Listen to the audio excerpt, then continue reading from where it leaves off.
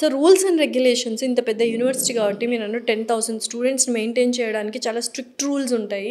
So rules and regulations ఎలా ఉంటాయి? మెయిన్గా మేడం ఇవి ఏంటంటే 10th వరకు ఇంటర్ వరకు ఒక టైప్ ఆఫ్ థింగ్ ఉంటుంది మేడం.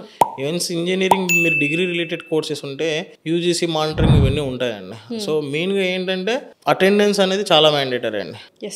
అసలు మీకు 10th వరకు ఇంటర్లో వరకు మీకు అటెండెన్స్ ఒకవేళ ఉన్నా లేకపోయినా కానీ that depends upon student and parents కానీ ఏదైతే ఉందో అడ్మినిస్ట్రేషన్ వాళ్ళ మీద డిపెండ్ అయి ఉంటుంది. But when comes to engineering వచ్చినప్పుడు మెయిన్లీ ఏంటంటే డెఫినెట్లీ తనైతే క్లాసెస్ అటెండ్ అవ్వాలి మేడం. ఓకే, క్లాసెస్ అటెండ్ అవ్వకుంటే మాత్రం ప్రాక్టికల్ నాలెడ్జ్ అనేది పోతుంది. ఎంత పర్సెంటేజ్ ఉండాలి? ఇది అటెండెన్స్ ఎస్ మేడం, 75% అనేది mandatory.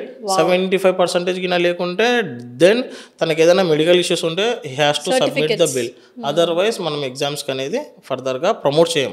Strict rules which is very good actually. అది అంటే స్టూడెంట్ కి ఇనిషియల్ ఫేజ్ లో తెలియకపోయినా కానీ ప్లేస్మెంట్స్ టైంలో చాలా హెల్ప్ఫుల్ అవుతుంది మేడం. ఎందుకంటే యాజ్ ఎ ఇంజనీర్ మీరు అనేది ఒక డెఫినెట్లీ మీరు క్లాసెస్కి అటెండ్ అయ్యి ప్రాక్టికల్స్కి అటెండ్ అయినప్పుడు మాత్రమే ల్యాబ్స్కి వెళ్ళినప్పుడు మాత్రమే తెలుస్తుంది. ఏదో ఇంటర్లో లెక్క 10th లెక్క బట్టి చేస్తే అయ్యేది కాదు. 1 డేలో ఇంజనీరింగ్ 4 years ఆఫ్ ఇంజనీరింగ్ అనేది అది పెద్ద సముద్రం. దాన్ని ఏదో 1 నైట్లో మనం కూర్చొని బ్యాటింగ్ చేసేసి కంప్లీట్ చేసేస్తే ప్లేస్మెంట్స్ కంపెనీ వాడికి ఏం ఆన్సర్ చేస్తారు మీరు?